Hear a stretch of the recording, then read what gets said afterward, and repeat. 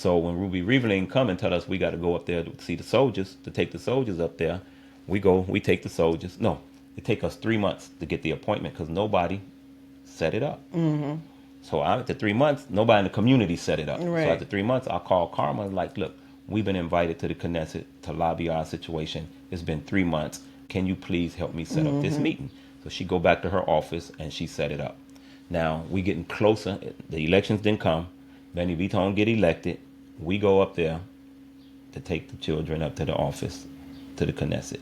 Gidon Saar had just come in office, and Ruby Reveling is there. Okay, so Ruby Reveling, he come in, and he meets with us, and he says, all of you all got citizenship, right? Y'all was born here. And they said, no. And he said, what y'all mean? Y'all serving in the military and don't none of y'all got citizenship? He said, no. Nobody got it, neither our parents. He said, but y'all was born here. So in my mind, I turned around and asked Karma and the other people that was there, I said, how did that he Doesn't know. don't know that we born in this country? That means that somewhere it's supposed to be that if we born here, we should get something. Right. Or if we serving in the military, we should get something. Right. So she says, okay. So by this time, he sends for Gidon Saar to come down. Gidon Saar is the Minister of Interior. Minister of Interior walks in the room. He see all the soldiers sitting there. And they go around the room, introduce themselves and where they served in the country. And it hit him another kind of way because some of them had served in the same unit that he had served in. So he sat down and he was like, wow, this is unbelievable. I didn't know this. Now in my mind, I'm like, they government officials. How do they not how know? How do they not know? So at this point, he tells Karma when we leave out the Knesset, he calls her, has his office to call her and say, all of their concerns, I want. Now, he had met with the leadership before, prior, after that, and he says, I can't solve all y'all issues at one time, but give me the most pressing 15 cases, and I'll solve them. And we'll do it about it like that, 15, 15, 15. Now, if you remember, all them individuals that got deportation letters were the letters that he had at that time, because they went in 2013. Okay. 2014 is when we met with him. To the end of 2013, he told us, I can't solve all the issues. 2014, nothing was solved. And he had met with all of the heads of all of the departments of the Minister of Interior from Ashdod all over to Eilat. He met with them and told them whatever on the books is on the books for them. Ain't no special law for them and for nobody else. But he didn't know that they had said this about the Russians yet. Okay. But he was just saying in general, there's nothing for them and for them. Right. Whatever's on the books. It's on the books for everybody across the board. Now, this is how it really got amped up. So when we go to, after we meet, he tells Karma, I want all the concerns. So she turned around, me and Andrew were standing there, and she says, I got to meet with my team. Now, I'm not on her team because I'm on the board of the World Zionist Organization, so I'm part of her team. So she turns around and asks me, who do you want in the meeting? Is it going to be me and you, or who do you want? So I said, no, I got to take the leadership with me to this meeting. So we getting prepared for a meeting because he wanted to meet with us because he was going to lead the country. This is Gidon Saar. Okay. The Minister of Interior said, I'm going to lead the country. I need to meet. Now, we go to the meeting to prepare for this meeting in Jerusalem. Myself, Karma, and the leadership. Now, the Likud is going to have elections, for internal elections. They have a whole structure. She calls me and she says, you got to do favors for people and government in order to get favors. That's the politics. She said, you got to come to some parties. You got to go to birthday parties. I'm going to have you invited to these different places. Said, but you got to be seen in these places so that you could be recognized, so that they'll want to help you. Right. So now, during the time, the lawyer that I told you about used to be a Kaver Knesset. He wanted to be the judge of the Likud party. Michael Kleiner is his name. He wanted to be the judge of the Likud party. She calls me and said, he wants to be the judge. Benny Biton is the head of the Likud in Dimona. Okay. You got to go to Benny Biton and tell him all the Likud got to vote for Michael Kleiner. If they vote for him, you're going to get what you need. I go and tell Benny B. Tone, they do the call. But Michael said, I know Rafael. Rafael told me to call you. We're doing a 3-way call. Benny B. Tone is like, Rafael is working for me. Anything Rafael want, I'll do. He wound up becoming the judge of the Likud party. Okay. So he represented us. All our paperwork he was doing for us for free. To the day we real good friends. So he was advising us on what to do. Right. We would meet leadership, myself and Karma. He would advise us. And like I said, he would always throw that basketball in there. So He finally found somebody he could talk basketball with, huh? yeah, in his office, because there was nobody in there watching. So finally, we Gray go to the meeting. The night before the meeting for the status in Jerusalem, I get a phone call. I can't go to the meeting.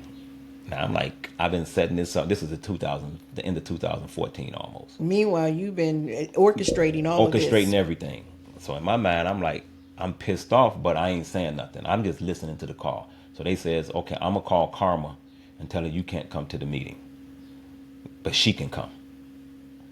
So she calls me after they hang up and said, why you can't go to the meeting? I said, I don't know. I'm just told don't come to the meeting. So then she calls Mishael in the States, who Mishael was one of the ones who's on the board with us on the American side from the World Zionist Organization. He calls me and said, do you trust me? I said, yeah. He said, well, I'm getting ready to make a phone call to somebody in Chicago, one of the leadership in Chicago, that you got to talk to. And I'm like, I don't want to talk to him either. I don't trust him. He said, you trust me, you won't trust him. So they calls me and they said, what's the problem? I tell them, I can't go to the meeting. They say, why? I don't know. All I know is I can't go to the meeting. All I know is I was told I can't go to come. the meeting. He says, now this goes back to your question about being a leader. He says, you know that you have stepped into a position of leadership, and leaders have to make decisions that are not popular. He says, if you believe that what you're doing is for your community, you better be in that meeting. But just know that if you go to the meeting, there are consequences. And leaders have to take chances, and they make decisions that are not popular. But them decisions can make you or break you. If you're not strong enough to handle it, don't do it. Okay. But at the end of the day, it's your decision. So I'm not telling you to go or don't go. But just know that if you take this is another level of leadership. So I called Karma and told her, we going to the meeting. It ain't about me or you. It's about the community. But at one point, because we've had this conversation already, Karma wasn't going to go if you didn't go. She said, if you don't show up, I'm not going. So she calls the lawyer, which he says, continue to work with Rafael, but don't leave him alone. Just do what he. So I'm like, no, it ain't about them. It's about these people who need this status. Right. And at the time, it wasn't just those who didn't have the deportation letters. It was for the whole community getting full citizenship. That's what I was pressing for. Okay, that's what you were pressing for. The entire community getting full citizenship, and we're finished with that. Because my decision, for me, the way I thought, is that Rabi didn't make a decision to send the kids into the military as a family.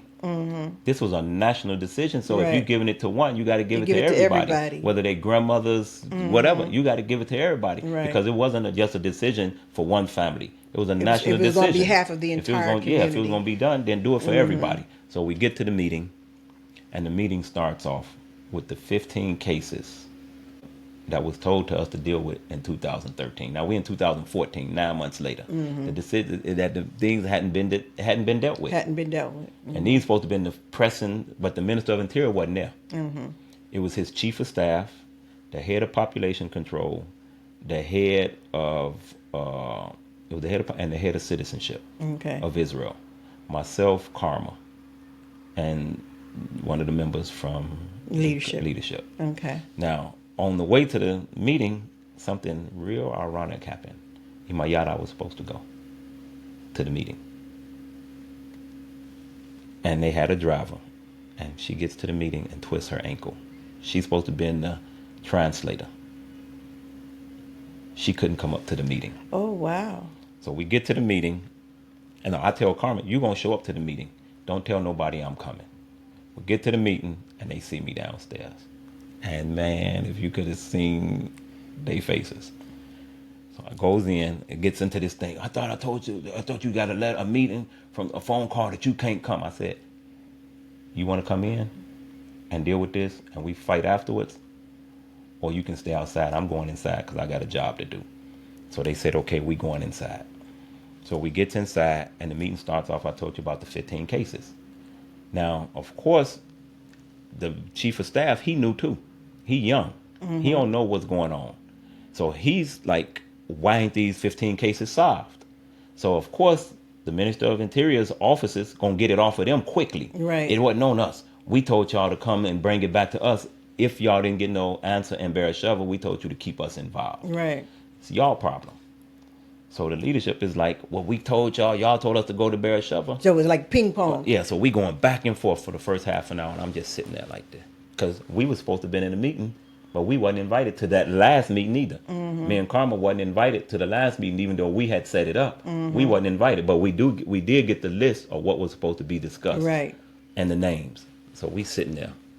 And I'm just sitting there like 9 months later, and it ain't solved. And she looking at me, and I'm like pissed off. So Karma said, hold up. This is not just about 15 cases. This is about a whole community that's supposed to get citizenship, but this is what's on y'all website. If this is what's on the website, they fit right in the category because their kids have served and their children served in the military. So they says, no, this ain't got nothing to do with them. So I said, well, y'all told us it was for the Russians. They said, we ain't told y'all that. We ain't said nothing like that. Pulled out my phone and put it on the table. Everybody in the Karma and everybody in the room was like, what? Man, it made them look stupid. So then they says, okay, maybe we need to change what's there. So what's that written. Was written so that it will benefit you all. Karma said, no, we need to leave it just like it is. And just follow the rules. And just follow the rules. So they said, okay, then let's agree to work together to make something happen for you all. So the chief of staff said, now the meeting can start. But I'm still sitting there, but I hadn't said nothing. I just played my tape. So everybody went around the room and said what they had to say. So I'm sitting there. He said, you ain't said nothing. What do you have to say? And I told him, I said, these youngsters done served in the military. I said, let me go back. I said, these youngsters served in the military. I said, but let me tell you a story. Back in the I think it was in the 80s when Aharon, Nasio Kanan's son, was killed. That was one of my best friends. Right. So they called us to do an interview. I said, and we said then we were going to go to the military. I said, I was a youngster then.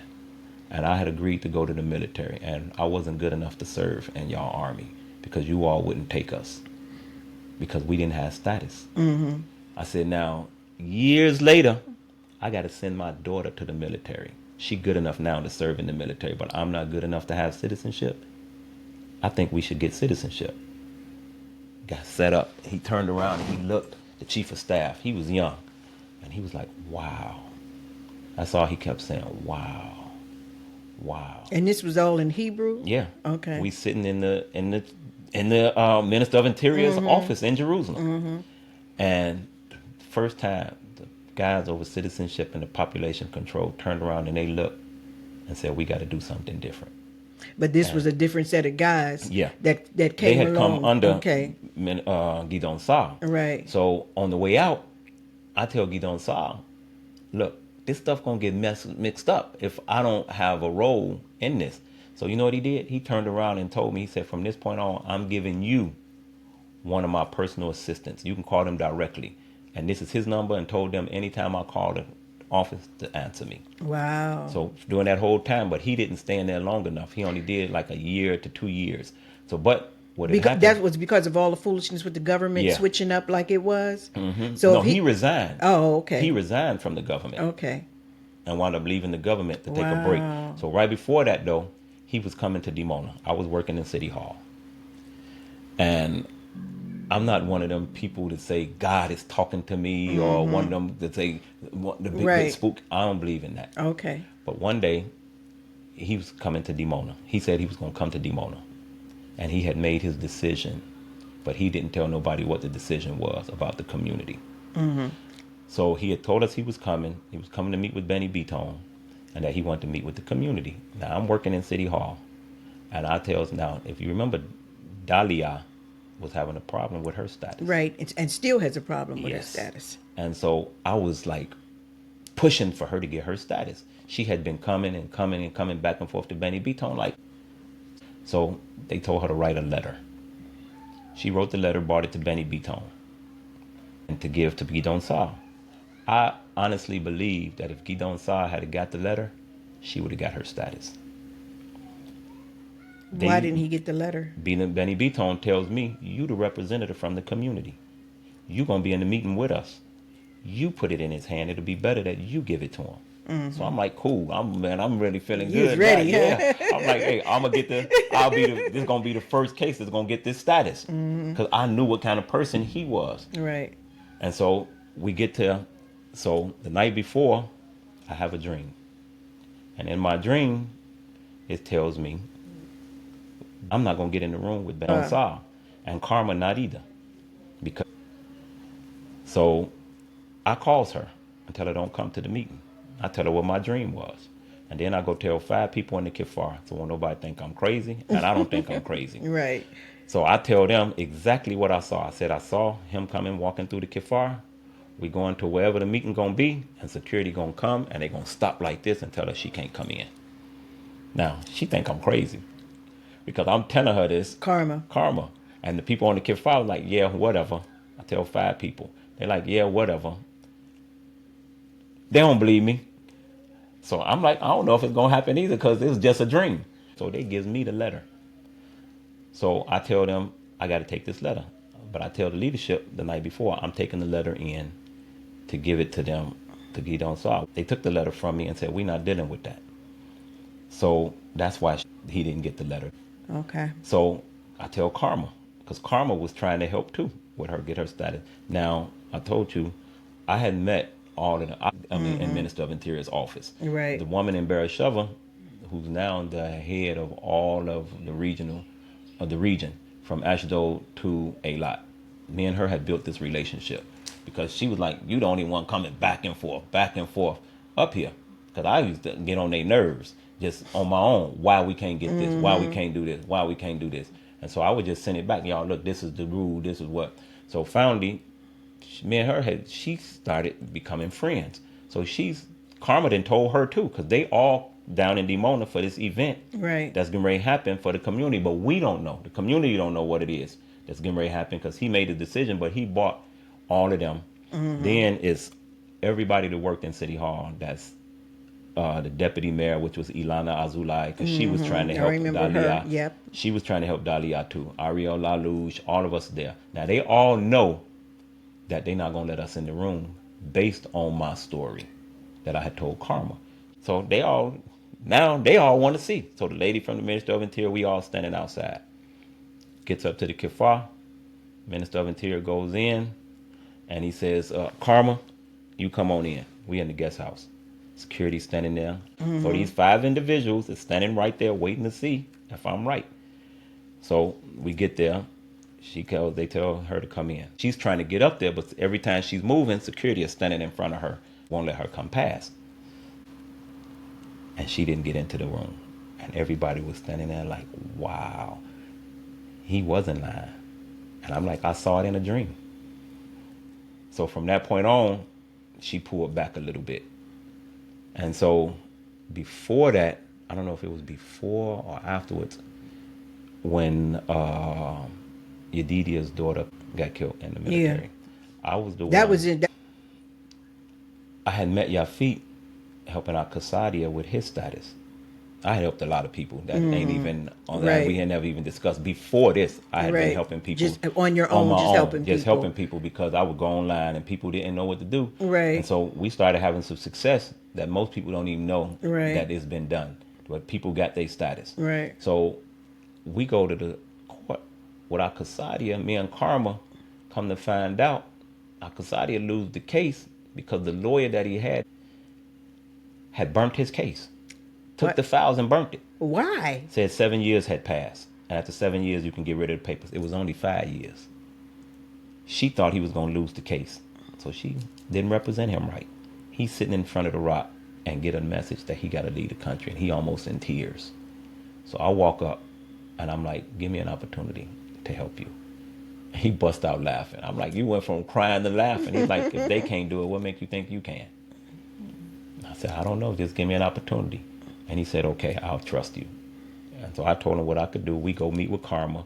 Karma tried, and it didn't work. So I hear about Yafit. I read about Yafit, and I call Yafit, who's the lawyer today. Right. She takes our Kasadia case. I bought her when, what's her name? Yedidia's daughter. Yeah. I go, they having the situation, she get killed.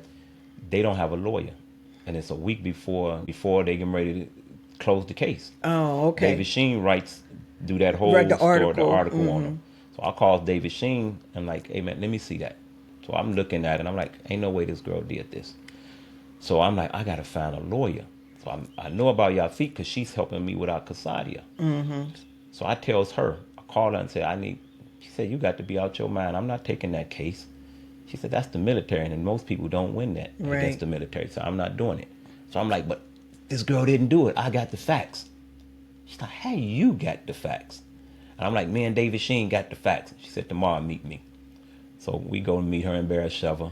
She looked. She said, I ain't taking it. She said, but give me the facts. She take it home with her the next morning. She said, it's on. I'm doing it. We going to win this case. Well, she fought. I was at least in one or two of those hearings. I tell Shimon, he started raising the money. He started raising the money. I'm telling them, and so I come back to leadership and says, they was in the meeting. Said, we're going to take this case. And it's a day before we got to turn in to them to say, we're going to take the case. But nobody had called Yafit and said, we want her. So I go back and I'm like, hold up, how we not saying we want her? And it's the day before. They said, well, I thought it was a go. It was a automatic go.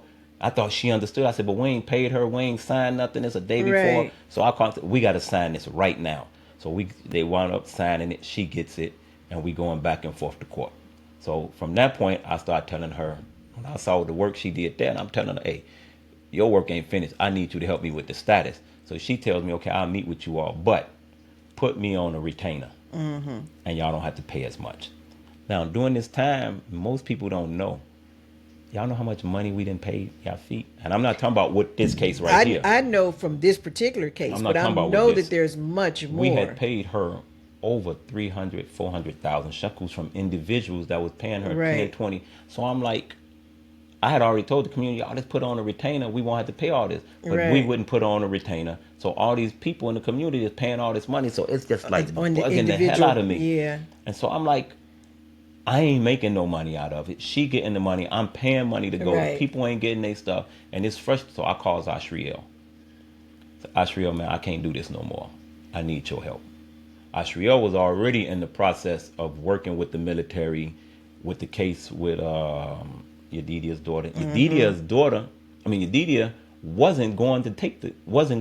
I had to go and convince her to go. So she tells me the only way I'll go is you got to be at the meeting with the lawyer. I found the lawyer for you. So the night before, she said, if you don't show up, I'm not going. Because this is overwhelming for her. It's over. So at that point, it got emotional. And I'm like, this girl is gone. I was in the States when that happened. Mm-hmm. And I come back and I'm like, we got to find this. We got to find out who did this. So I'm running, I was over there working with Karma. That's when she had sent us out twice. So I'm over there.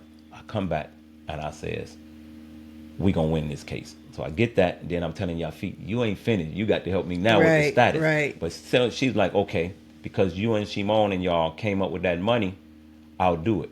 But we didn't have the money. And I'm like, I'm good for it. So Ashriel come along and we like, Rafael, we going to win this case. We can do this. So me and him started sitting down and we started fundraising. Mm-hmm. We had got some money for basketball. I had raised like 70,000, 80,000 shekels for my basketball team. Mm-hmm. And I told him, take 10,000 and put on the bus. Take 2,000, put on the buses. He came up with another 4,000 and put up on there. And we was like getting these buses for the protesters, and he raised some money. Then we wound up meeting all these individuals. Everybody that I knew that had gave me donations then, I went back to them and like, look, we need y'all help. And they all came through. So that's how we was able to start the whole process with getting funding for the status and for the Yedidia. Right. So during that whole time, Ashriel was like, man, we got to go do this. Now, I had met, from working with Benny Beaton, everybody in the Knesset. Wow. Every last one of them, from every party in the Knesset, I got to meet. from the Arab party all the way to the opposition. I got to meet because they would come or we would go to meetings and he would take me with him. So that allowed me. But one thing everybody always asks, how many are you all down there? And so I would always say it's 5,000-6,000 people, because what I realized is they was counting numbers. Right. And I would tell them, if you just gave me citizenship, that's 6,000 votes y'all could get. Right. So everybody's eyes light up. So Ashriel one time asked me, he said, you know what, you got a little bit of politician in you, Rafael. So Ashriel said, is it really 6,000? I said, you tell me. So Ashriel said, it's 6,000 people. It's more from what I counted. And I'm like, oh, so we would go to the meetings. And man, we had ran into all kind of opposition. But what we realized is that they know what's going on in the Kifar. They know more than what we know. And when we started talking to them, we started realizing that it was more, the fight wasn't from the outside. The fight was from the inside. And that if we could just get the inside on the same page, we could have had the status a long time ago. Because so many times we met with the top individuals in there. But what we started doing is going to people's campaigns. Okay? Right before Yesh Atid, when they had the first big, we went to their rally. And Ashriel had got tickets to the Likud, no, to Mifleget Avodah. I got these tickets to, well, we had invite to Yesh Atid, but Yesh Atid's party is most of the rich high class Israelis. Likud is like the middle and low class, that they would say. And so if we get to this party, it's packed. It's in at the amusement park over there at the convention center. Okay. It's packed. We put up in these suits. Now we thinking we great, we big, we coming with these. Everybody got t-shirts and jeans. Everybody is in t-shirts and jeans except those that's running. So they thought y'all were running, huh? So they don't know who we are, because we're the only two black people in there. Right. Thousands of rich white people, they don't know who we are. Right. And everybody, you could hear them. Who is they? Who is they? Who is they? Are they diplomats? Where they from? And everybody is whispering. So the Jewish Fund has sister cities in Israel. Dimona don't have they have affiliates. Dimona is one of the only cities who don't have sister city. But they sponsor the youth in different cities to go to different programs. Yerukim's is Miami. So they paid for the children in Miami to go to a basketball program in Miami, to see the Miami Heat, and for 2 weeks. Oh, wow. Our children couldn't go, but they were on the team. They couldn't go because they wasn't Jewish. Oh. But Ahk Shlomo got to go as one of the coaches. So it bugged me. And I'm like, how can I get our children on this program? So we there. And I told Ashriel, man, one day I got to get our children. So I contacted the Jewish Fund. Now, one of the guys that used to be on the Jewish Fund used to be in the Knesset. So we talking. Now, we at this rally. And like I said, it's packed. So me and him trying to push. So before we could get there, you got to have a text. You got to have the text to say you can come in. Or the invitation. Right. I get the text from Mayor Cohen. Mayor Cohen is running to be in their party. Right. So I get it directly from him. So we get to go straight through. We like VIP. So everybody like, man, who is these guys? They just walk straight in. We come in. They like, and Ashriel asked me, you got everything straight? I'm like, Ash, I got us covered. So we both got on these suits. We go straight to the front. And all these people, you could hear them literally whispering, who is these guys? Who is these guys? So this white guy said, well, I'm going to ask him. With this American accent, I'll go and ask him who he is. So he comes over and he says, excuse me, sir, where are you guys from? So I looked at Ashriel with this arrogant smile, and I said, he would want to know. And I said, we from Dimona. He said, from Dimona? I said, yeah, Mayor Cohen is running, and we here to support him. And so he said, okay. And he says, my name is, he told me his name. It'll come to me in a minute. Told me what his name was. He told me what he do. No, first, I don't know if you ever been with the Shagriya. Shagriya always would say, this is Dr. So-and-so. This is Minister so-and-so. So I'm talking and I'm like, this is my friend Ashriel. He has a degree in thus and thus. He done traveled the world. He done did thus and thus and thus. He's in politics. So then Ashriel's turn come. He say, this is my minister. He's been my assistant. He done been thus and thus and thus. And so we standing there and they like, man, these guys done, you can hear them. And the woman behind us said, man, these guys done traveled. So me and Ashriel standing there. So the guy said, y'all had a good laugh afterwards, didn't y'all? Man. From that point on, I'm going to tell you, we sat with somebody. So we sitting there, and the guy, he says, I raised more than $1 trillion for Israel. Wow. I used to be on the board of the Jewish National Fund. And I said, Ashriel, did you just hear that? This is the guy I've been looking for. So I tell him, I said, man, I've been looking for you. He said, why? I said, because I got these children in Dimona I have a basketball club, and I'm the coach and the founder of Hapoel Dimona.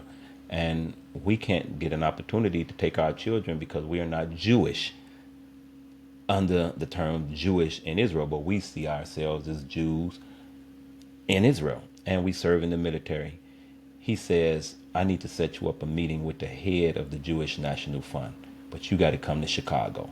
He said, if you meet me in Chicago, I'll set up this meeting. He said, I'm getting ready to resign and retire. He said, but I would like you to meet the head of the Jewish National Fund in Chicago. He said, whenever you happen to be there, just give me a call. 3 days later, I was in Chicago. I booked me a ticket, called them, and told them I was coming. So I called Ahk Shavat, because that's one of my close friends. Right. And I called Ahk Shavat and said, man, get you a suit. We got to go to this meeting. We go down and we meet the guys. We didn't meet the guy, the Jew, but we met his assistant, the ones who make the... So I'm telling him what I need. And he said, cool, I'm going to help you. He said, this is what I need you to do. And then he said, you know how many times I ate at y'all restaurant in Dimona? He said, don't nobody even know I came in. What, enemies know? Enemies know. And I said, are you serious? He said, your housing project have come across my desk 15 years ago. Wow. And he said, here it is, all these years later. Y'all still ain't got it. He says, I can't promise anything, but we are building in Yerukum, and it was one more city. He said, Dimona is not, and they would great put a college in Beersheba, a new college that was worth $100 million. He says, and I'm in the process of raising money right now, so I don't want to make no promises. He said, but get me how much is the project, how many houses, and how many square feet and meters of land you all own. Get it to me as soon as possible. So, man, I'm hyped up again. And so the guy to the day, the guy says, I'll write grants also. So from that point on, I started sending him all the time. And so one time, me and Ashriel went to meet him and his wife. And this is how we got into tourism, because his wife was in tourism, wound up helping Natania. And this is how we got to meet Sar El, who's the biggest tour agency in Israel. And so all these connections, if you want to know somebody, everybody is connected to somebody. Right. And that's why they always say it ain't what you know, it's who you know. So from that point on, we started meeting other politicians. Ashriel started meeting individuals, and we would come back. I can't forget Yair. We had this thing that we would call, for lack of a better word, we would say Yair was our bulldog. We would go to meetings with Benny Beaton, because Benny Beaton at that point, what I realized after working with him, most politicians only need that. They want to get in, and then they need that second term. Once they get the second term, they don't have to help you no more because they set for life. Right. So I started realizing that in his mind, I helped y'all, but he didn't go to no more meetings with us to deal with the status. He just got me them first initial meetings. So he would always want to meet with me and Yair and Ashriel. But Yair was talking about him so bad. I remember. All over the country. I remember and that so one day he season. called me. And I went to help Ben Kolaya with something. And he said, I need to meet with y'all. It's an emergency. And he says, Yair is a thorn in my side. He says, I don't understand how this guy is making it on every television show in Israel. He said, every television show and news article, Yair have been there. And he was. Talking about the status and me. He said, and I need y'all to get him off my back. So I was like, I'm going to talk to Yair, but you got to get this for me. And Yair would put this article out, and then I would say, Benny, I'm going to talk to him, but you got to do this for me.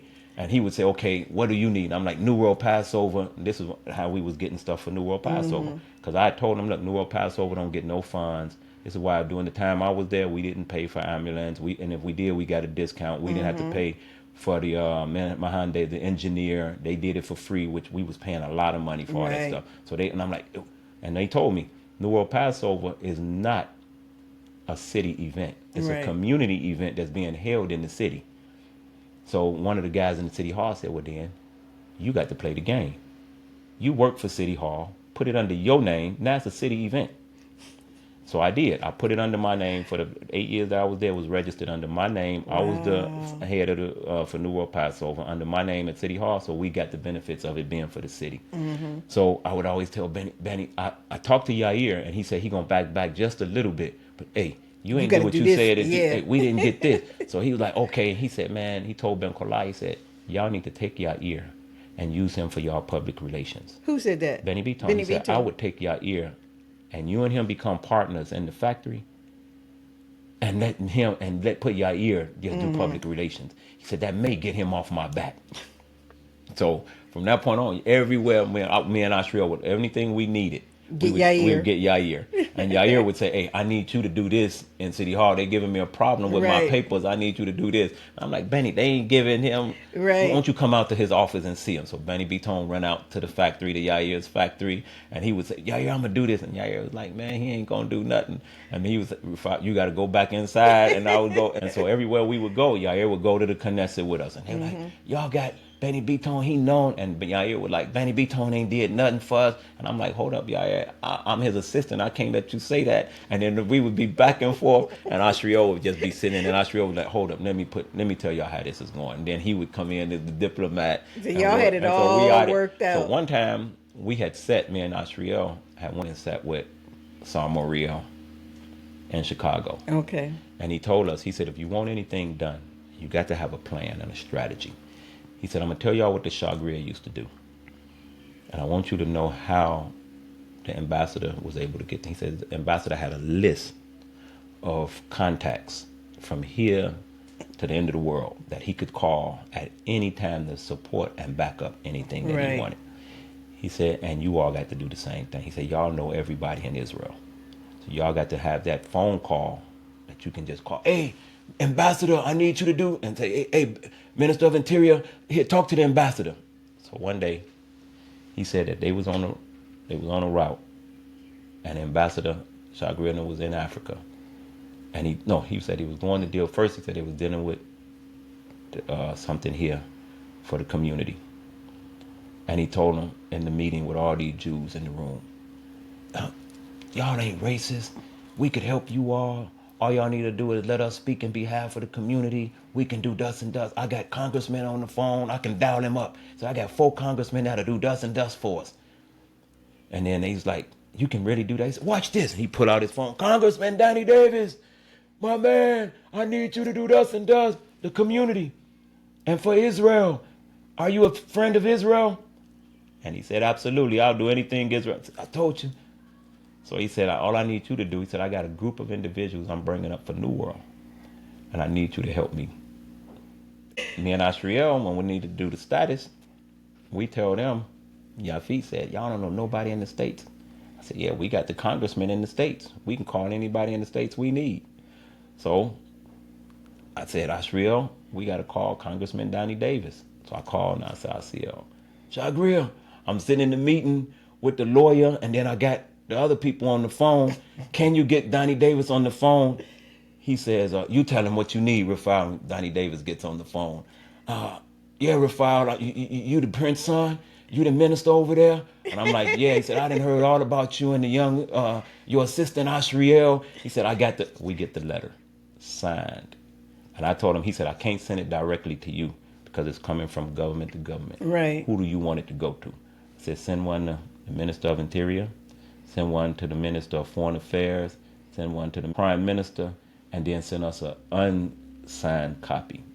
And he did. Mm-hmm. All of them got a letter that we had congressmen on our side over here. Wow. And then another time we needed, Ashriel was like, man, he was in the States, and he said, I need you to make this phone call. And man, we was getting it done. And so that's why when Ashriel, they called him the other night after the Saints had got their status, after all of what we had went through, because these guys is anti, they ain't in the kingdom, they ain't wearing no suits. Shagria told us one time that you got to know how to go into certain rooms, and sometimes you can go in a room and intimidate people. Right. And he said if you go in the room sometimes with full culture, it intimidates them because they already come in with a preconceived notion of what they think about you. But if you go in the room as if you one of them or dressed like them, it relaxed them. Yeah. So we decided that every time we was going to the meetings, to where we got to the Knesset one day, and I had on this suit and this blue shirt on under it. But Ashriel had on this suit and it had this gold and black tie with it. And everybody kept saying, man, y'all look so good. Y'all need to be represented. Because they come to Knesset, they supposed to wear suits, but they come in jeans, slacks, and a shirt or whatever. So everybody kept asking, where y'all from?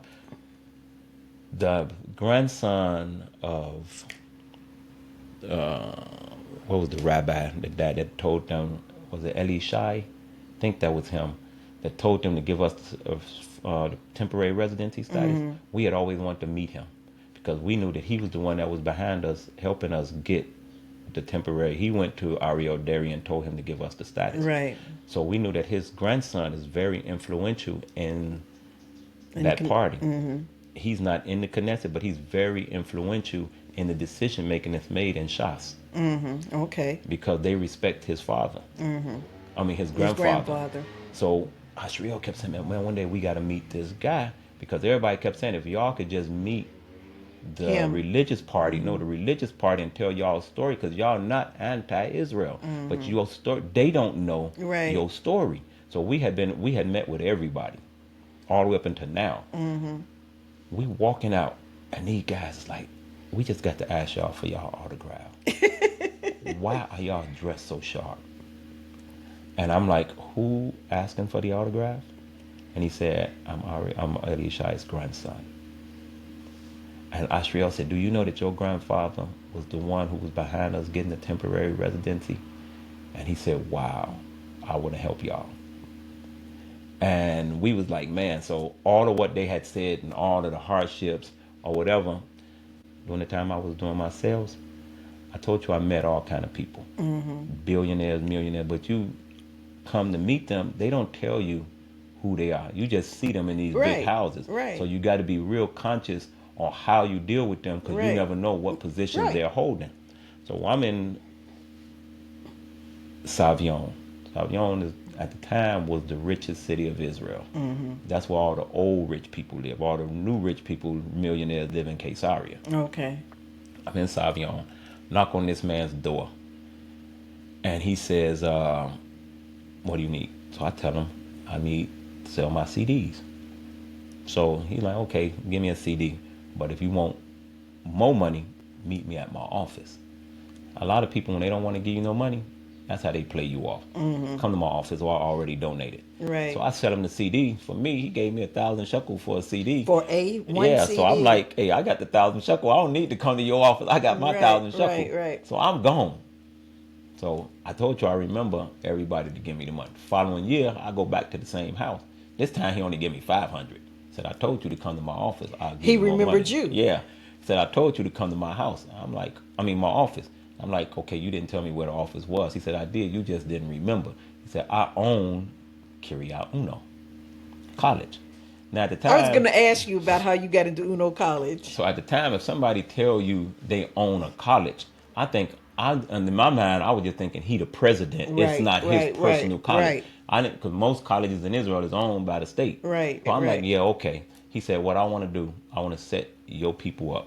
And I'm like, my people said, yeah, your community don't work in these areas. I want to hire you all to work in Kiryat Uno. And he said, if you got teachers, whatever, I want them in Uno. And I want you to come. And he says, you're a coach, I'm going to give you a team up here, because he was the head of all, for his son's hobby, he opened up him a team and told him, if you learn English, I'll put you on the basketball team. If you learn English, I'll get you a team. So that's what he did. Now he got 1,000 players, and each one of them is paying 2,000 shekels. That's over 1,000,000 shekels a year as a hobby. That ain't including what he making over. He said, "I'll give you that. I'll hire you in there." He said, "It's time for you to leave Dimona. You done outgrew Dimona. It's time for you to come do your work up here." In my mind, I want to go, but at the same time, I'm like, I ain't finished down here. Right. I can't just leave. Just get up then and I leave got right my there. children, and I don't want to leave my children. Right. And so I'm telling him how I done got them into the basketball and how they went to the basketball academies and all that. But I want to go, but at the same time, so I'm torn in between the two. So I'm like, you know what? Forget it. I ain't going. I don't see him no more. 2 years later, I go out to sell, and I said, no, because I'm coaching now, but I'm like, I need some money, so I go back. And he said, "You think I'm joking? You ain't serious." Now, Ahk was with me, and Ahk said, "Man, he gave you 500. Why you ain't gonna go?" So I called the office this time, but I could never get through. So I tell him I called you. He said, "Well, take my personal number. Call me tomorrow." So I called him. He said, "In 2 days, I want you to meet me in Uno." When I went to Uno, it blew my mind. And so I started telling my story, and we wound up sitting there for 3 hours. Wow. And he just telling me what kind of individual he was. I'm telling him what I'm doing. He said, "You in the wrong business." He says, "I want you to coach, but you have to stay in sports." Now, to me, I love sports. I know that sports is what saves young black men and youth, period, all over the world. But at the same time, in the community, we got this stereotype about musicians and sports, which music is another discipline, and sports that can help discipline, because the discipline that you have to have for your children as an individual to get up and practice every day. Right. So I always wanted to do music, and because my Abba was a musician. Your Abba was a musician, but I didn't want to play an instrument. I like to work as an engineer. Most people that know that I'm into music say I'm too critical. I'm a critic. I'm a music critic. So you are. I'm very critical. Yeah. You're critical about everything. No, that's just you, Rafael. So I'm telling the guy, and so I tell the guy, we sitting there, we going about all this stuff. He said, "You got to stay in sports." And I'm like, "Why?" He said, "Sports is what's going to be the medium between what you're doing and to get what you need done." He said, "Have you ever worked with the Arab community?" I said, "No." He said, "Why?" He said, "They got blood running through their veins. They need to be treated the same way." Wow. And that's what I said. He said, "It's a lot of money there." He said, "And I know who got their money." And I'm like, "Okay, I need some money. Who got it?" So he tells me who got how to get it. We wound up going into a war, so it wound up never meeting the guy. But they was in the Knesset. He said, "I'm gonna set up these meetings for you." We started the meetings, and it started going good.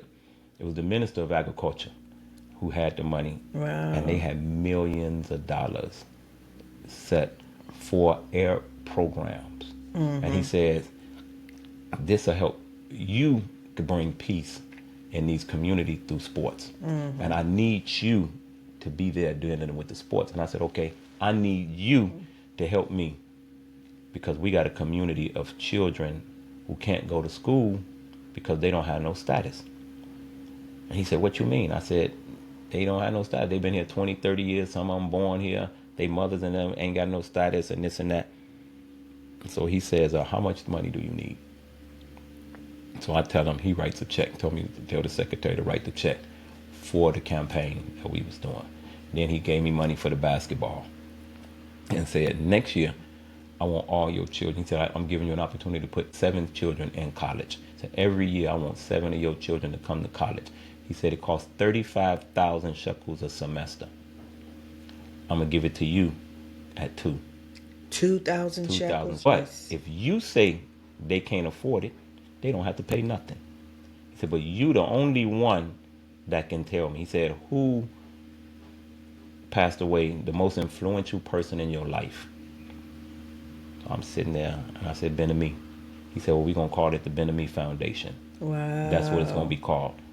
This grant going to be named after him, through you, to them, to go to school.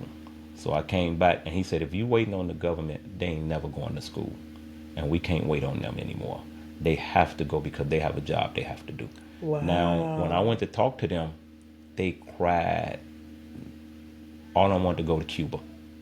The students? All the students, they wanted to go to Cuba because they have free education there. And they said, we ain't doing it. And I'm like, y'all ain't got no status. Y'all can't leave the country. They were like, we leaving and we ain't coming back. We ain't coming back. But we going. And they had already had a lifeline for when they was leaving. Within that same, it was within 4 months they were going to be gone. And so I'm like, I go to their parents said, we got to go to leadership. And I'm like, these are your kids. Tell leadership they are going to college. So leadership didn't believe me. It's too good to be true. That's what they told me. Ain't nobody letting them go to college for free or for 2,000 shekels. That's free, and practically. They ain't got no status either. So for the first 3 weeks, Rafael just blowing smoke. Yeah, that's what they said. That's exactly what they just blowing smoke up your pocket. So 3 weeks pass. I go back to the parents. What's happening? Well, we ain't getting no answer back yet.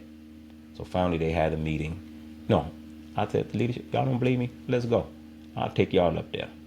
So we go up, they meet the guy. And the guy said, yeah, but he the only one that can get them in here. I told him I want them children to come. When we left, they all started saying, man, this guy is everything you said and a bag of chips. And the driver that was sitting there was like, whatever you just did. After they had left, he said, man, on the way up here, they talked about you like a dog. Oh my He said, but when he said, whatever you did, the brother now called me leadership. Every time he see me, say, leadership.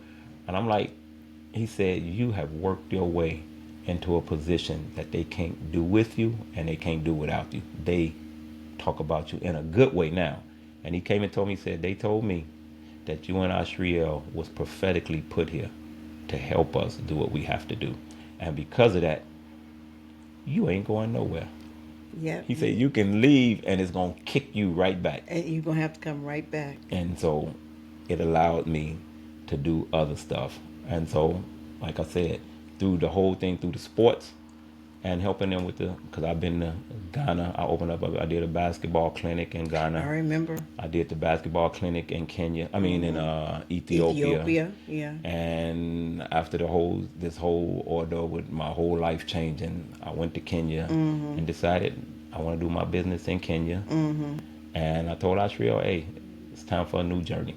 No, not yet. Yeah, it's time for a new journey, but we're going to always remember our people. But there are people and this is what I always remember. A couple things my Abba told me. He said, everybody on this planet is God's children. Whether they black, white, green, orange, red, purple, polka dot. He said, and they all need to be helped. Yes. Including you.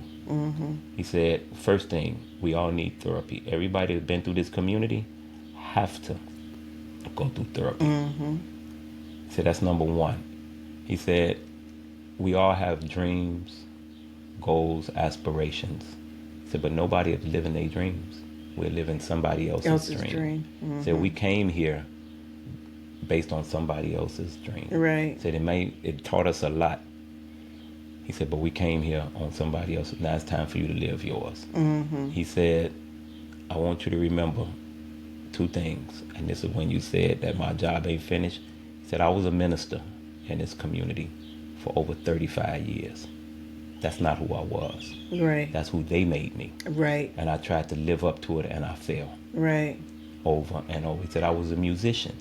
And if I had played my horn and practiced and stayed in music, I would have been somebody different. Right. And because of that, it drove him to where he is. He's not here today. Right. And so I tell my children, this is what, I don't even know if it's what I wanted. I know I was bought into this. Right. But I want you to have what you want. Right. This is the life I chose. Right. When I became an adult and after I went through all these trials and tribulations, I decided on my own to stay here. You don't have to stay here. Right. I want you to make the best of life wherever it is on the planet. Right. You're not going to die if you go to America. Right. Now, there's some consequences of going to America. There's some benefits. And there's some pros and cons. There's some pros and cons on living in Israel. Anywhere. There's some pros and cons on living anywhere on the planet. Yes, that's life. So there's a couple things that I say I don't do. And I'm hoping I don't smoke and I don't eat meat. Okay. And I don't kill. Okay. Them 3 things, and I ain't lying to nobody. Them 4 things, if you do that, whatever you decide, I told them, people say, you don't wear culture. Culture is a mindset. It's not what I'm wearing. Right. I told them, and I know this may sound crazy to a lot of people, but then take me from being a Hebrew. Because if Hebrews got all these stipulations, you can't do this on the Shabbat, you can't do this, or you can't go here. And I'm not saying that it's right or wrong, but if I got to have the fear of doing these things, and I'm going to die if I didn't, but I can go to Kenya and be a Kenyan and don't have to worry about, then make me a Kenyan. If I can go to Ghana and be a Ghanaian and I ain't got all them stipulations on me, then make me a Ghanaian. Right. I just want to be a human being on the planet that could help and save people. Right. And I told him, we ain't getting ready to save the world. I just want to be an example of a good person on the planet, that if more people could just be like I want, or if we could, a community to me is not just what we have here in Dimona or in Right. Israel. Community to me is those who have the same mindset Right. and the same goals and objectives, and we could all live together with Right. I'm not going that it's not going to be no disagreements or Right. whatever. Right. But if not we have major where it's division and and that if we could have divisive. and that we have a set goal, plan, and understanding. This is why I said that it's time for another journey. Not that I'm walking away, but I want to take a group of young individuals and be an example to show you that we can build not just in Israel, but outside. Because if we could just duplicate a little of what we've learned here Right. with veganism and all of the things that we've learned here in other places, then we did what we're supposed to do. And so this is why I always tell my children now, I got minds that I always, and it's a battle because you have to battle.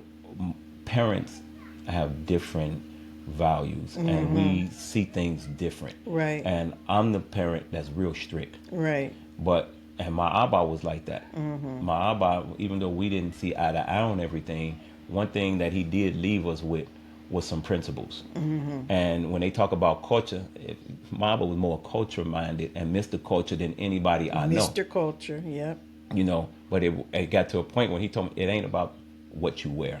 It's about what his father, until 2 years before he passed away, from the time he was 24 all the way till he was 94.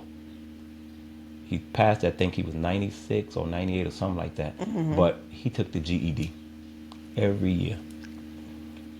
Really? Yeah, because he was one of them. He was I ain't gonna say no educator, but he loved to challenge himself. He loved to study. He was always into books, and he always told us, Mr. Pumphrey always said, we didn't meet him. I didn't meet him like I wanted to. I only met him twice, but he would always say, if there's one thing you want to leave your children, leave them with the knowledge of understanding that they could do anything that they want to do. Don't put no constraints on your children. Let them know that they can do whatever they want to do.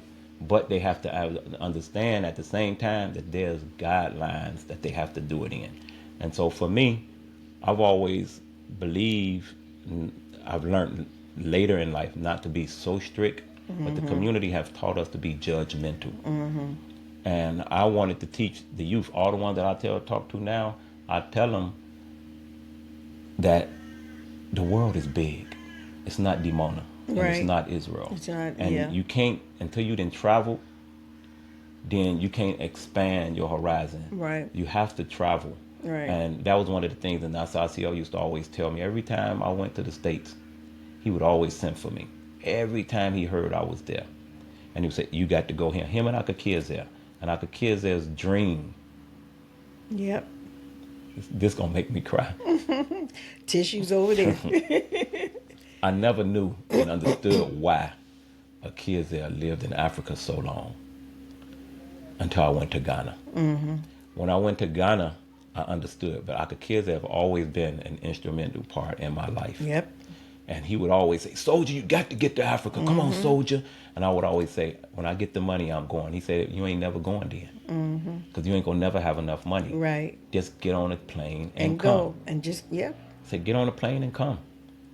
And when I went to Ghana to do the basketball program, nobody gave me no money. I met a brother, and he said, well, my Abba some time ago had introduced me to the ambassador of Ghana. And he told me, this was a funny story. I got in trouble through the Ministry of Sports in the community for something that I didn't do. And they knew that I would become the new minister of sports in the community. They had an idea that I may become the minister of sports when Ahk Yehuda got sick, because I was the only one that he really, even though he had his friends, I was the one he trusted. Everybody else said it was other people. I'm the one he trusted. We talked all the time, and he told me, you can do anything you want when it comes to sports. So I got removed, wound up getting in trouble. I couldn't coach, I couldn't do nothing. And I had already invested all this money in my team. So they took the team from me, told anybody to come and play under him was going to be in trouble. I remember all of that. So at that point, and this was after I had took the girl, the basketball federation came to Dimona, everybody. And I'm trying to figure out, first of all, I'm on the basketball federation. I don't even know how I got there. I didn't put myself there. Ehud Olmert, who was the prime minister of Israel, his brother was the chairman of the basketball federation. And I needed some help one time. I went to Hapoel Tel Aviv, the head of Hapoel Tel Aviv organization, and told them what I needed. They gave me everything. They gave me basketballs. They gave me uniforms. They gave me everything that I needed for our children, for my team. They gave me. Wow. And registered and helped me register for my team. So I run into him at the basketball federation, his brother, and he's like, where you from? I said, I'm from Dimona. So the other guy was like, right now, he's the head of the basketball federation. The guy that I'm talking about that helped me from Hapoel. He tells him, man, this guy been working so hard. He been running back and forth up here from the 80s trying to build this basketball program. And so when they put the board together, they got all the teams. It was 12 teams. When they take a vote, they would always come to a deadlock. If they take a vote and each team vote, that means it's 12 votes. Then that means that the vote is out of depth. So they always had somebody outside that they would come in. You don't make policy, but your vote is the vote. You on the board, and your vote is the deciding factor. One day I get a letter, and he says, we sitting in there, and I don't know if you know Shimon Mizrahi. Shimon Mizrahi is the head of Maccabi Tel Aviv. He's one of the owners, and he's one of the top lawyers, and he owns all these car companies. Shlomo 6 and all that. That's his family. Okay. We sitting in there, and we sitting at the table, and all these white people sitting around the table. I'm the only black person at the head of it. And he's sitting there because he's like the Don. Because Maccabi Tel Aviv run the basketball in Israel. So he's sitting there like the Don. And he's sitting there and he looking, and don't nobody know how I got there because they getting ready to introduce me. And Yermi Omar is sitting on the other end. He's the head of the federation. So they sitting there and they said, how you get here? He's sitting there. He said, what's your name? He said in English. And I told him, I don't speak English. So everybody in the room bust out laughing. So he said, Slicha, echigata. So Olmert says, I invite him. He's the 13th. Because every 4 years they do this. They have a new person to come in. So he told him I was the one. And you served for the 4 years. Yeah. Okay. So we had to go to meetings or whatever. So he told him I elected him to be on the board. And everybody was like, wow. I even was like surprised that I got an opportunity. Right. And this is how we was able to get those that ain't got no status in Israel. They found it because they couldn't play, the kids. Now the children, because we had a situation with Matziah who couldn't play because he only had temporary, even though we were playing with our temporary, and they wouldn't hire him. He wound up getting hired and they lied. It was a long story with that. And so I came and told them, y'all know how many kids is in Israel, not just our children. Later on, they wound up changing and say that the children can play up to a certain level in Israel as long as they go to school. And they can show that they've been to school. So all our children got to play in the league or whatever. So I took it and I was like, okay, I want to go to Africa and do it. Because my Abba had introduced me to the ambassador of Ghana. Right. And the ambassador was like, I want this program in Ghana. They don't want to give you no money. They didn't want to pay for it. So it took me 3 years. I saved up my money and went and did it on my own. And when I was there, I called Dr. Kids there and told him, I'm in Ghana. I'm doing this basketball program. And he was like, now I can get you wherever you want to go. So he started taking me to all these meetings, meeting ambassadors and taking me around, introducing me. The kids there knew everybody. I mean, he showed me he had a box with numbers and cards. And yeah, and he had a map on his wall with red thumbtacks. No thumbtacks. And with all of the countries that he had visited. And he told me, he said, this is where you got to go. Yep. And so I was like, okay, I'm gonna start him. And then Shagria told me the same thing, because when I was working with the Jewish organization, he was guiding me on who to meet, what to say, how to say it, when to Right. say. And he told me, he said, until now I can leave this to you and Ashriel. And he told me and Ashriel right before he passed away, we went to see him, and he said, my dream have come true. Wow. Yep, he Wow. told me my dream have come true. And he said, now I got two young sons outside of my sons that I can do this with, that I can lead this to. And so, like I said, it's been a long journey. It's been up and down, because my children always ask, why you keep doing this? Right. With all of what they say about you, why you Right. keep. And the most fulfilling thing for us, and I saw Ashriel, I wasn't in there that night. I came late. He just cried, and I was happy I wasn't there, because I was afraid that Ashriel, I was going to do the same thing. man, he could not stop crying. Went over there. And I had told Ashriel, 'cause me and Ashriel, people don't know, we wasn't close. Right. Me and Ashriel wasn't close. Right. And what happened, I went to his graduation, and I was so impressed, because me and him talked periodically, and I was Right. like so impressed. He's way younger. So Right. I was so impressed with what he was doing, and I'm like, if I just had a partner. Because sometimes Right. it get lonely when you doing this by yourself. Definitely. And all of the stuff that I had to take, they was, you ain't in this, you ain't this, you ain't that. And it was, I I was know. on the council, and it was bothering me here, it was bothering me to what, so many times, I'm telling you. And this is why there's been a few brothers and sisters that told me, you can't go. I remember one time me and Ben Kolaya was riding down the road. We was coming from Tel Aviv, and we both pulled over and started crying. And I said, Ben, I can't do it no more. Right. And he says, I can't either. He said, if you knew what it took to run this factory with no money, he said, if I could just go get a job right now making 10,000 to 20,000, he said, I can make 30,000 right now without doing this. He said, but I dedicated my life to helping the community. And he said, if you go, you remember back in the day, and we were crying, and then I just bust out laughing, because he said, you remember back in the day, if you run away, they come and get you. He said, well, I'm coming to get you. And so, it's been brothers like him, and then I got a Yeah. group of young brothers, like I said earlier, off camera, that a lot of youth in the community don't know the stories of the second generation. Yeah. And because the parents have lived it, they don't want to tell their children all of what they went through. Right. So the children don't really know who their parents are. Right. They don't know what their parents done. And so a lot of them used to come and ask me, Koliel and Matzael and David and all them youngsters, tell us about y'all growing up. Tell us y'all's story. And so I would tell them, and they'd be like, wow, I don't believe that y'all. And I tell them, if y'all, half of the people couldn't have survived. Well, What you all had to survive. I seen all of my friends leave. All of Yeah. them. So when people say you ain't in this, or you, one thing that I always go back to some of the things that my Abba used to tell me, and I could kids there. And the Shagria told me this too. And it was funny, because all of them said it. People are on a journey. And your journey didn't start here, and it ain't going to And end it's up not here. going to end up here. So people come through this. You don't never leave the community or this kingdom, as we would say. Right. Right. You don't leave this. You just continue on your journey. Right. Some people passed away on the journey. Some people continue. And I always use the Kohen. He left, and now he back as a priest.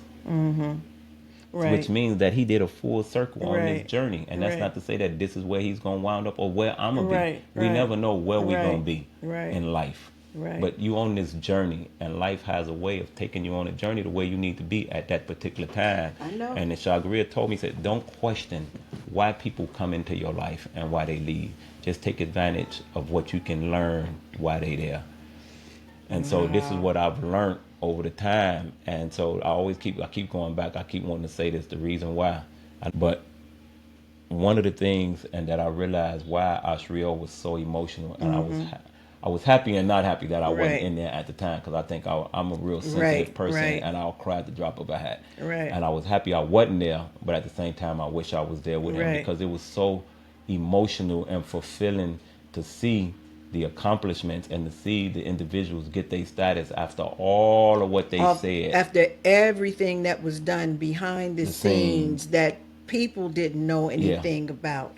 I And I so he definitely know told the me, he feeling. said, man, it's going to be an emotional moment when they all get their stuff. Yeah. And I told him, I said, I'm going to cry and I'm going to laugh because me and you done been through a lot, Yeah. up and down the roads, late at night. I remember one time I didn't have a car, and I met him, and he took me. I met him in Tel Aviv. We went to Jerusalem, and we wound up being in this meeting, and we wound up when we had to wait, and we like, man, we waiting on these guys to come out the meeting, and we like, man, when this meeting gonna end?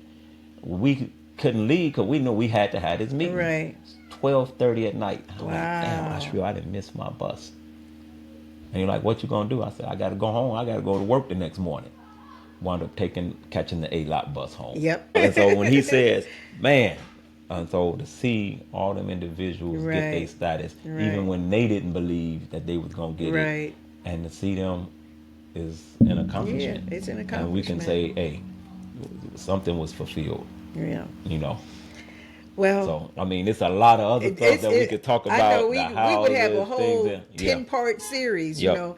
but definitely continue to talk off camera But about some of these off the things, on the record, while we still here, I'm in the process now of I started about a week ago, documenting, writing it down because I want to do like a story, but I want to do it in parts. I'm gonna put it online, like a 7 of my whole life, everything Okay. from the beginning of me coming all the way up until now, Okay. and all of the things I done been through, the good, the bad, and everything. Okay. And I'm hoping that it would inspire the second generation. And that is, before we close out, that's something that I wanted to say, that the second generation being afraid to tell their children, it's a detriment to your children when you don't equip them, because them sharing their truth and sharing their story with their children, it will, you have to do it and teach them along the way so that they know the pitfalls, but they something bigger.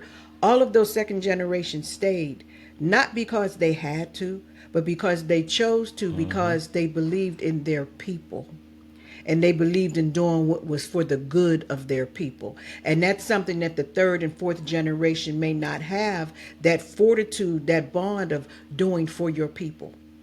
You know, a lot of younger people, all they think about is themselves. They don't know a sense of a responsibility to your people and to the cause. But the last thing I understand, growing up as a youth here up until now and being a father and being here for longer than 50 years, I understand.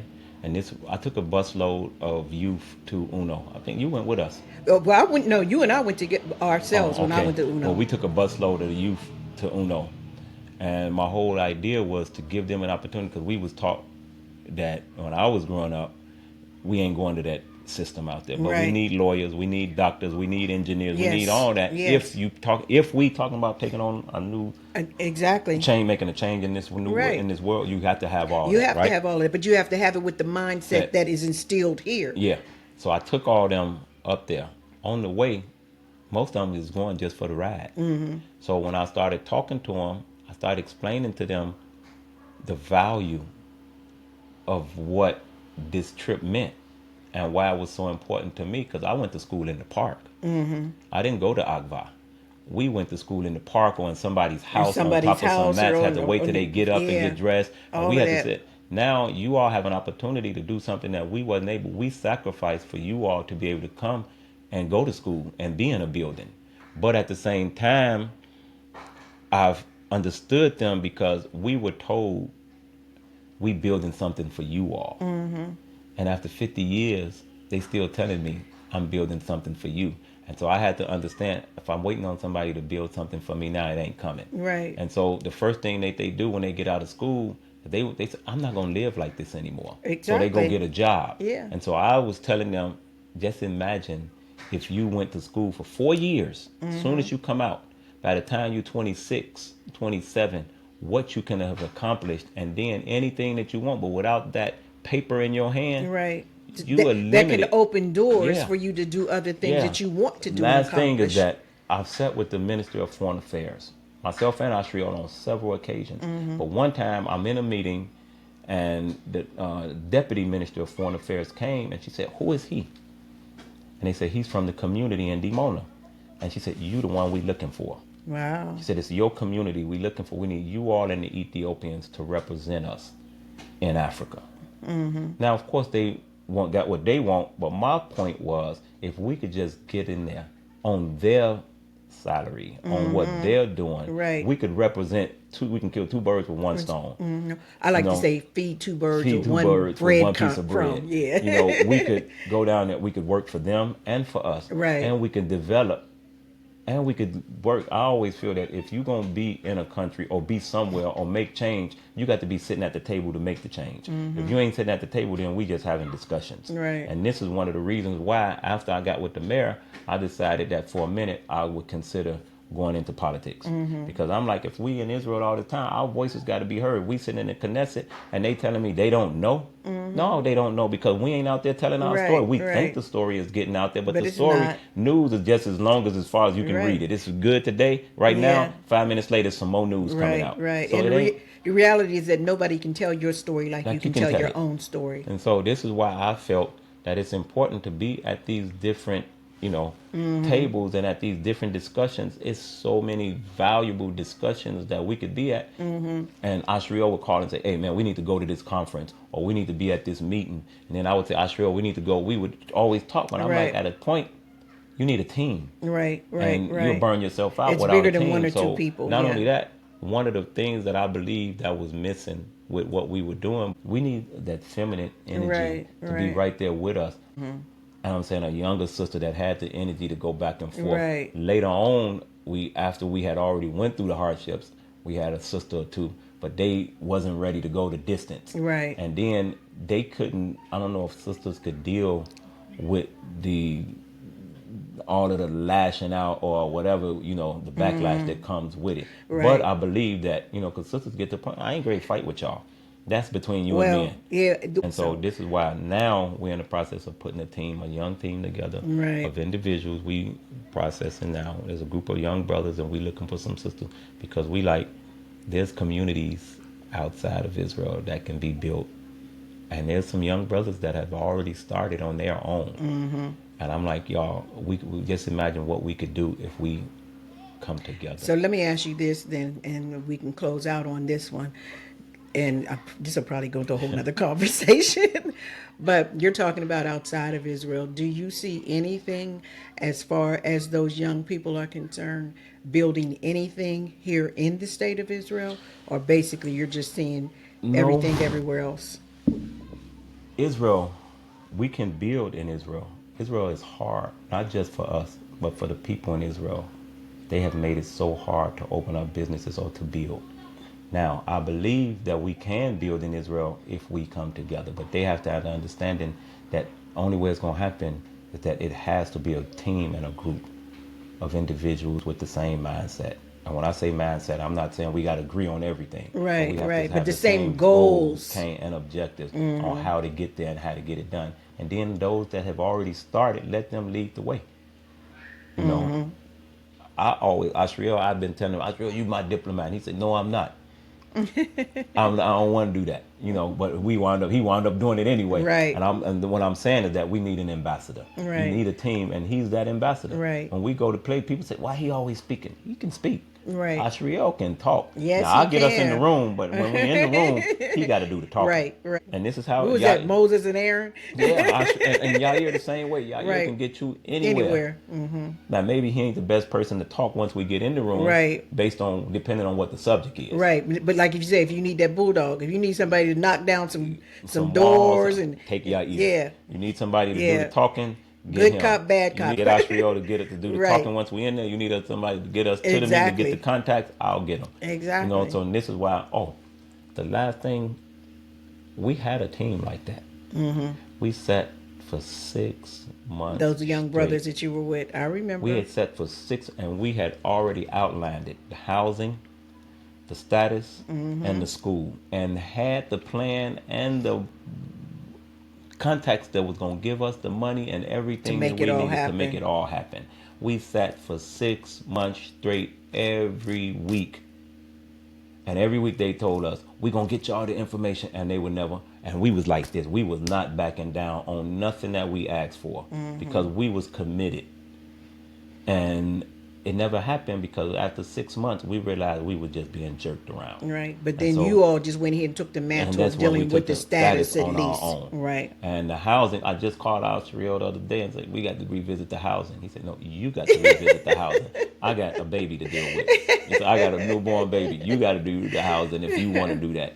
I did the status, and that's it. So I'm saying if we have a team, we can build.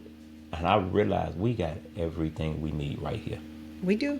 I'm We do. serious. I We didn't do. believe that at first, but I We believe do. and know that we have everything right here in this community. That So, is there any? I keep saying the last question. We ain't gonna never get finished. Is there any plan or any concepts of how to move forward with those other individuals who were in with the status situation? They didn't receive the deportation letters, but yeah. is there some way that we're going to move forward with that? Well, Because I've been getting phone calls from the states. I've been getting them from And I've here. been getting phone calls from here. Well, Dodo, I just want to know. I know I could ask you. What is the Yes. plan? Okay. No, it's twofold. I'm the one who put the list together. Okay. Okay. And I know people say he keeps saying I'm. Did nobody have the list? We had those that had deportation letters. I went back because nobody was helping those that didn't That had other that situations, yeah. that hadn't received the letters. Right. So when it came that we were going to go to court, I made a list and it came out to like 130 something people. Whether they was in the community, in a lot, wherever they were, I Wherever they reached out were. to Yeah. everybody that I thought. You did. You And called did. them and said, look, this is what I need your information because thus and thus and thus.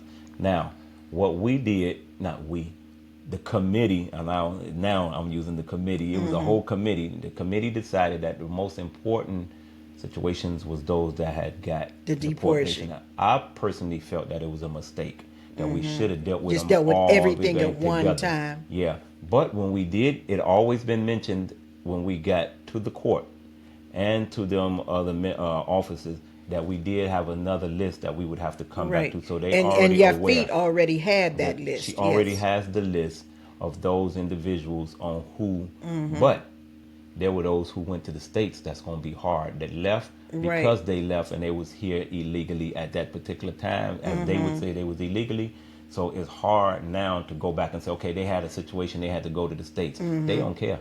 They think, don't why care. did you leave? Yeah, You because was they here don't illegally want to give it to anyway. you in the first place. So the one that we still asking for them, but it would be easier, I believe. And little do we know, some of them already got their stuff. There were those that had A5s. Majority of them that was on that second list had A5.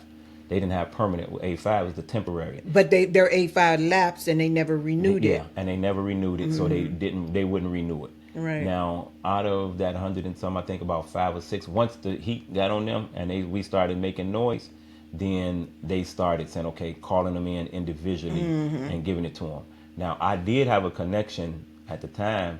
The other thing is they know who go to the Army, how many of us is serving in the Army, and how many of us come and get the citizenship. And so one of the questions I asked, y'all serving in the military, y'all ain't coming to get the status. I knew once you get into these, you already know how these people think once you Right. start. I knew some time ago that they were going to change the law. So I came to say, look, if we don't get everybody to go get this citizenship and we don't do what we supposed, they're going to change this law. Right. And they was like, oh no, this is on the books. They changed it. They can't say they can't give it to us, but what they did, they said, okay, if you don't get it within the 3 years of your child coming out, then you can't get it. Right. It's only 2 groups. That's us and the Russians. So we took it back to court and said, okay, we got people who served in the military and they, for some other reason, didn't go get it. Now, the soldier can still get it. The parents can't get it. So Yafit, I came to her and told her it was a Russian group that took it to court. And we rolled in with them saying that, look, our community didn't get the status, all of them that was supposed to get it. Right. Do you know that they denied us and made us pay a fine for bringing it to court and said, but if you bring it individually, we'll reconsider it. So I'm telling people, y'all, look, if you want your citizenship and you didn't serve and it's been some time, then go individually, because this is what they did with That us. you're talking about just the soldiers or their No, their parents? parents too. The Okay. soldiers can still get it, it's the parent. Then they came in, people that didn't understand why, but all these Right. things, and it was brought to leadership. Y'all, we got to have these meetings Right. with the people so that they'll be able to say, no, I don't want it, or give them the Right. option to say, I don't want to go. Right. And they never had the meetings. Okay. So this is why. And so I still have that list, and periodically, because I got those, it's not a lot that didn't have no status at all. It's only like 5 of them that's on that list of the 100 and something that we now. So now that we got theirs, she's still fighting for them. Those who got the deportation letters, they only got temporary, Right. which we fighting now, appealing that they all get permanent. Right. And now she's getting ready to take this to court. Only thing As is, well as the 4 cases that have to be appealed. yeah. Okay, so we now asking that all of the All of those that's that gonna be receive the next group. temporary Yeah. get the permanent, and then the next group get all of that stuff Yeah. straightened out. The question is, how much is it going to cost, and do they have the money to pay? Exactly. And how long is it going to take? Really, it should have just been just All of once it. and for all, just give everybody Israeli citizenship and be finished with it. Be through with it. Because that means every 2 years, every 4 years, because even with those with the A5, if they don't give them the permanent, They gotta then keep 2 going years back. or 4 years from now, they got to still go back and still submit. Then it's a different government, and who knows what might happen. It's And just so crazy. this is why I'm saying that it has to be somebody with the energy to keep it on the forefront. Yeah, and but keep you've doing done it. you and Ashriel have done an excellent job, And Yair. and Yair, absolutely. And so, like I told Ashriel, the status, I don't have a problem with continue, because like I said, I had got to a relationship that they was clowning with giving, even to today. They give the soldiers a problem. Yeah, my granddaughter so- just got out. I told them, I had it at the point where I went to them and said, y'all, look, enough is enough. Give me an opportunity that every month I'll bring 10 people. I'll bring all the forms, everything is signed, and so we did. For 4 years, consistent. I was going up there out of my money. I was paying to take myself up there with any family that wanted to go. We would make a list, submit the list. I would bring all their papers, and it was easier for them because it was Right. some order. It was It was easier some for order them. for it, They yeah. did it once a month because it was taking us months. It would take like 4-5 months to get an appointment. We knew that every month that we had 10 individuals going Right. to get their status. Right. And it was going until the fallout in the community. And so it ain't happening no more. So now the soldiers have to go and get it. And my other point was, the last point was that we said, when they're in the military, they shouldn't have to ask. But I understand. It should be automatic. It should be automatic. Okay, if it ain't automatic, they should still get it as soon as they Right, come out. right, exactly, Them and their families should automatically get the citizenship when exactly. they come out. Exactly. That's some foolishness. But like I said, they get away with it because we ain't doing enough. Right, right. Okay, so you all, I'm going to finally close out. Y'all, I don't think nobody's interview is going to be as long as Ahk Rifael's, and it will definitely have to be in 2 parts. Yeah. But Toda Rifael, for I everything appreciate that it, you too. shared today. I know we could talk for another 3 hours and still not know everything, but good luck for you on your book and getting that together. The book, the video. The video, you're going to do it as a video? Okay. All right. Well, if you need Yep. some help, let me know. I know you've been there. Can't forget you. You've been there for me and Ashriel from the beginning. Hey, it's about my people. Yep. I am a black activist, and I can't help it. The one thing I could say, I've never been able to call you and you said no. I don't care what you might say tomorrow, but you have never told me no. Hey, when it comes to the you've written people, papers for us to take to the Ministry of Interior, to whoever, to the lawyers. You've helped us. yeah. So I have to say thank you. Hey, and it ain't by my choice. It's a higher force that makes me do. All right. Well, But- Toda Rabbi, it's been a pleasure. And Likewise. you all, I hope you enjoyed Likewise. this episode, and stay tuned for the next one.